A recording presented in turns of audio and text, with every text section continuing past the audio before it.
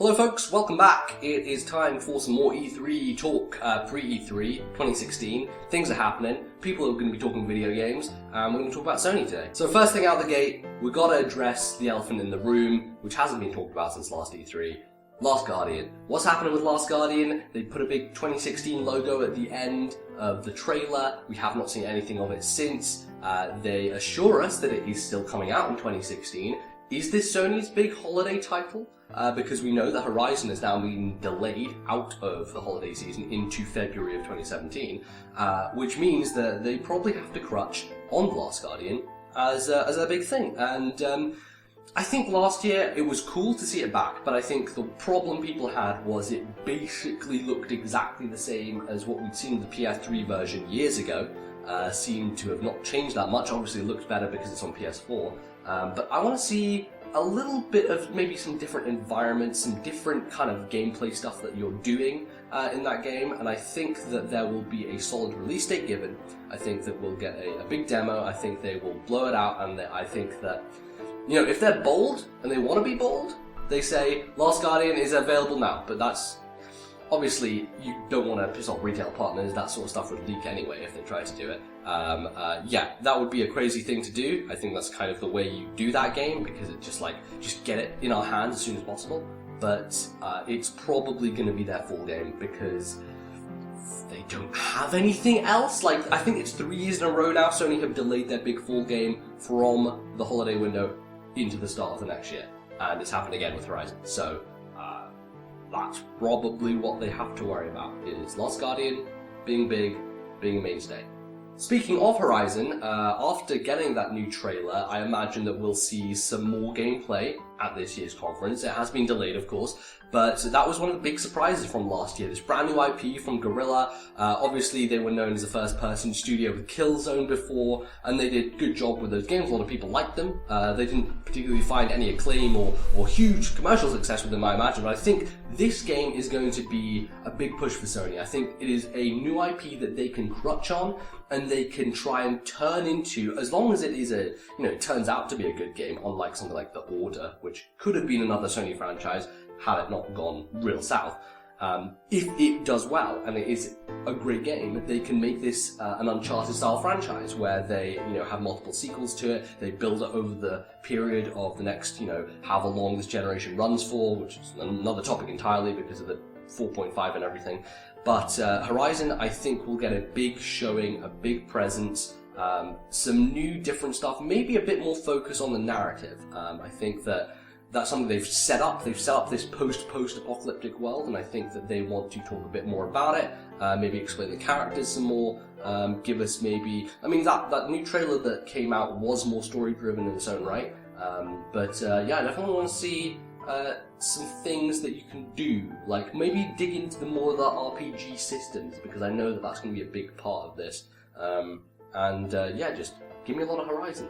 Of course, we cannot talk about Sony unless we talk about the big three Japanese games, which are the two Final Fantasies, 15 and 7 Remake, and of course Persona 5.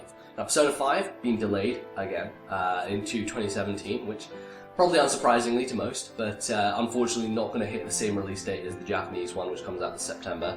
And we imagine that we'll see something from all three of these. I think 15 will be the big push. I think Square are like, okay, this is coming out this year in all territories. We want to give 15 another big push. They have their own event with Uncovered, but now they really want to show it off a bit more and say, hey, get excited, it is coming, it is very soon and imminent, and that's probably going to be the forefront. That makes me think that maybe there might not be as much talk of 7 Remake, although a nice prediction I think that Tim Geddes made on the Kind of Funny Games cast was that perhaps, potentially, there would be a demo of Final Fantasy VII Remake included in 15, which kind of follows on with the whole Type 0 HD, where they put the 15 demo in there to get people to buy that game. I think people are going to buy 15 regardless, but if you really want to get people to buy 15, and you want to prey on nostalgia of people who are weak-willed, then hey, put the 7 Remake demo into 15, and that'll get even more people getting it. And I imagine people would be very excited about it, so that would be a good announcement, I think, to make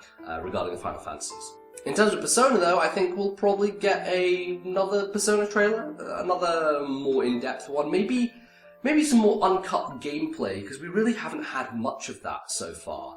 It's been teased and we've got bits and pieces in the trailers, but I want to see, like, hanging out with people, doing some social links. I want to see a bit more of that dungeon crawling, because, like, if there's one thing Persona 5 is doing, it's really upping the ante when it comes to the dungeon stuff. It seems like it's much more involved, like, there's platforming sections, there's, like, stealth sections. It seems like it's not just what you have in the previous Personas, which is, let's just go through randomly generated places and get down corridors and left and right and find the staircase, and there's the staircase, and let's do it again for 7 more floors. Like, Persona 4 Gold is fucking awesome.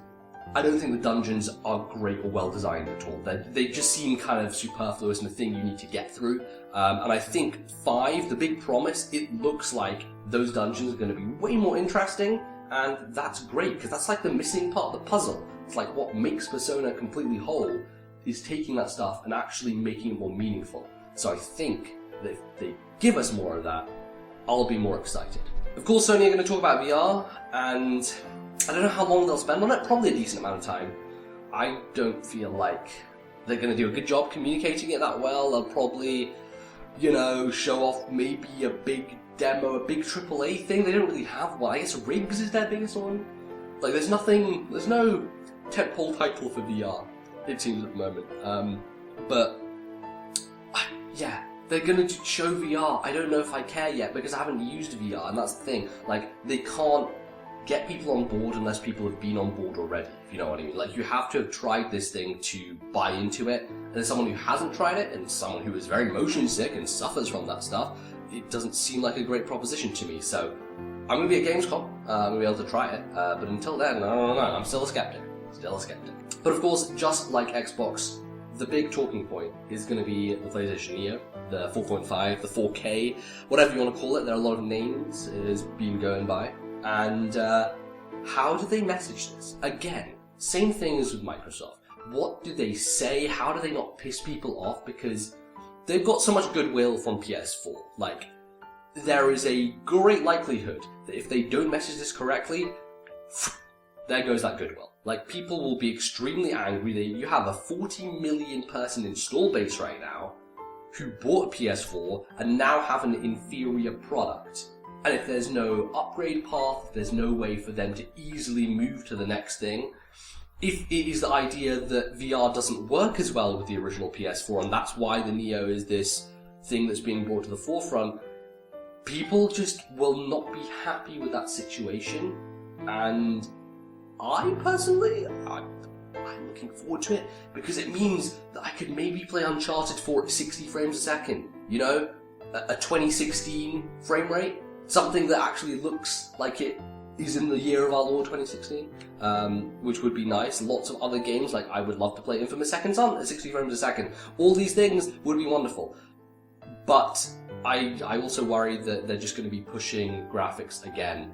And I hate it. I hate the fact this industry prioritizes visual fidelity and resolution above frame rate, because I'll tell you, it does not look better to me. It looks better to me when there's 60 FPS and it looks like 720p. That's fine with me. But if you got fucking 4K at 30, no, get out of here. I don't want to see it, I don't want to hear it, don't want to smell it. Leave my house, know what I'm saying? So yeah, I imagine, will be talked about and people will be angry, probably. Maybe. Probably. So, that's it. That is my Sony video. I imagine there will be some surprises. I don't think there'll be anything mind-blowing. Will there be Crash Bandicoot? Maybe. Will there be something else brought back from the past? Yeah, could do. But I think that those are the big hitters that I care about personally and that I want to see more of. So, I'm looking forward to it. Sony's always the one that seems to... It's the one that is the most reliable, I think. Like, Sony generally have good conferences. They generally get people excited. They generally have announcements that people care about. So, if nothing else, there'll be a thing. So, I look forward to that thing. I look forward to seeing you in my next video, which will be the last one, where we'll talk about Zelda, I guess, or whatever the hell Nintendo's doing. So, I'll see you then, and thanks for watching. Leave a like if you enjoyed, comment on what you want to see at the Sony press conference, and I'll see you guys next time. Goodbye.